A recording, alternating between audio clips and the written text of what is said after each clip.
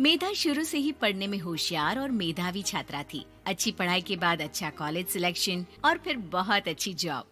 तूने तो मेरा नाम रोशन कर दिया मेधा। अरे लेकिन ये जो काम करने का तरीका है ना, इसे बदल ले। 18 घंटे काम करेगी तो कल को बच्चा कैसे संभालेगी? तुम्हारी तरह पागल नहीं हूँ माँ, जो बच्चे और परिवार में फंस जाऊँ। मैं तो जिंदगी खुल कर जीऊंगी। सब कहने की बात होती है बेटा, अपने बच्चे का सुख हर कोई चाहता है। वक्त बीतता है और मेधा की शादी हो जाती है। शादी के कुछ सालों में ही मेधा एक सुंदर से बेटे की माँ बन जाती है। अरे यार, मेरी मैटरनिटी लीव खत्म हो रही है, क्या करे? माँ भी नहीं आ सकती, कैसे मैनेज करूँ? ऐसा करते हैं, इसके लिए एक केयर टेकर रख लेते हैं, वो देखा करेगी इसे। मेधा को पति की बात जंच जाती है और वो केयर टेकर की तलाश शुरू कर देती है। एक दिन उन लोगों के घर एक महिला आती है जो दिखने में पढ़ी लिखी लगती है। जी, क्या काम है आपको? मैम, मेरा नाम स्नेहा है। आपका एड देखा केयर टेकर का, क्या मैं आपके यहाँ काम कर सकती हूँ? हाँ, क्यों नहीं, लेकिन आप तो अच्छे घर की लगती हैं, फिर नौकरी क्यों?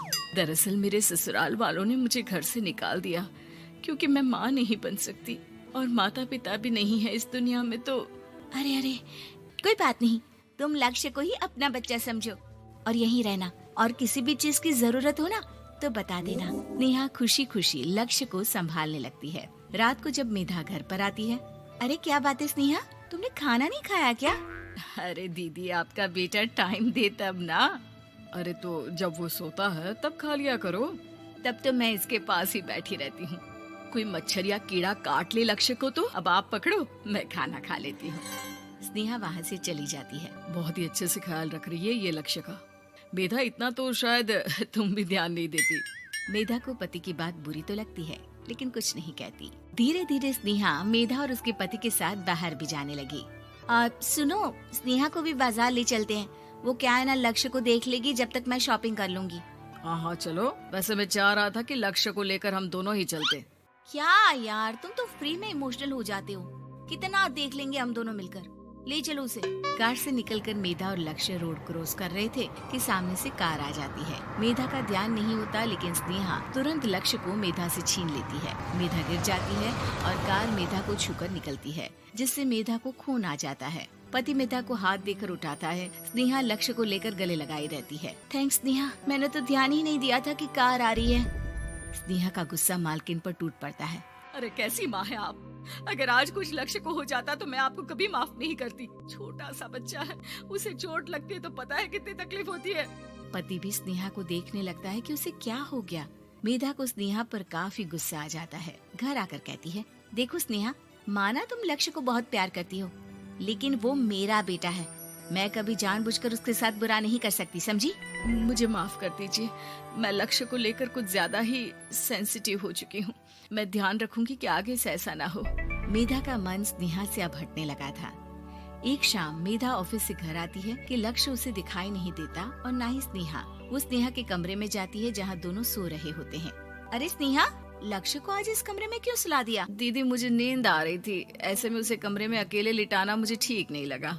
मेधा बच्चा उठाने लगती है कि स्नेहा टोक देती है। रहने दीजिए ना दीदी, सो रहा है, फालतू में नींद खराब हो जाएगी। मेधा को गुस्सा आ जाता है और वो बच्चा उठाकर वहाँ से चली जाती है। अगले दिन मेधा स्नेहा को बुलाती है, साथ में एक और लड़की खड़ी होती है। स्नेहा, अब तुम अपना कुछ और देख लो, हम लोगों को नई केयर टेकर मिल गई है, तुम इस हफ्ते घर छोड़ देना। स्नेहा का मन लक्ष्य को छोड़ने का नहीं करता, लेकिन नौकरी तो नौकरी होती है ना। स्नेहा घर से चली जाती है। धीरे धीरे महीने और साल बीतते जाते हैं और लक्ष्य एक नौजवान लड़का हो जाता है। लक्ष्य, आज मुझे मंदिर जाना है, ले चलोगे? ठीक है माँ, एक काम करके अभी वापस आता हूँ, तब तक आप और पापा दोनों तैयार हो जाइए। दोनों तैयार होकर बैठ जाते हैं लेकिन लक्ष्य काफी देर तक नहीं आता। अरे मेधा, फोन तो करो लक्ष्य को, देखो क्या हो गया उसे। मेधा फोन करती है तो पता चलता है कि लक्ष्य का एक्सीडेंट हो गया है और वो सिटी अस्पताल में है। जल्दी चलिए, पता नहीं कैसा होगा मेरा बेटा। अरे चिंता ना करो, सब ठीक होगा, मैं अभी कार निकालता हूँ। दोनों मियाँ बीवी अस्पताल पहुँचते हैं जहाँ वो लोग देखते हैं कि लक्ष्य बिस्तर पर पड़ा होता है। एक महिला इन्हें यहाँ लेकर आई है, वो वहाँ बैठी है, लेकिन फिलहाल तो आप लोगों को इनके लिए किडनी का प्रबंध करना होगा। एक्सीडेंट में इसकी किडनी डैमेज हो गई है। मेरी ले लीजिए डॉक्टर साहब, मेरे बेटे को बचा लीजिए। नहीं नहीं, आप माँ हैं, आपकी नहीं ले सकते, पिता की भी नहीं। आप किसी रिलेटिव या दोस्त से पता कर लें और हाँ थोड़ा जल्दी करें क्योंकि देर होने से मामला बिगड़ सकता है। मेधा बैठकर रोने लगती है कि वहाँ डॉक्टर आ जाते हैं। जिस औरत ने आपके बेटे को यहाँ भर्ती कराया था वो अपनी किडनी आपके बेटे को देना चाहती है। हाँ? कौन है वो? कहाँ है वो? तभी वहाँ स्नेहा आ जाती है। स्नेहा तुम? मैं लक्ष्य को पहचान नहीं पाई थी, लेकिन आप लोगों को देखकर समझ गई कि ये लक्ष्य है, इसलिए वापस आ गई। मैं अपनी किडनी आपके बेटे को देना चाहती हूँ। मेरी अपनी तो कोई औलाद नहीं, लेकिन लक्ष्य में मैंने हमेशा अपना बच्चा देखा। तुम धन्य हो स्नेहा, जो इतने साल में भी लक्ष्य को भूल नहीं पाई। सही मामले में तो वो तुम्हारा ही बच्चा होगा, क्योंकि जन्म भले ही मैंने दिया हो, लेकिन आज तुम उसकी जिंदगी बचा रही हो।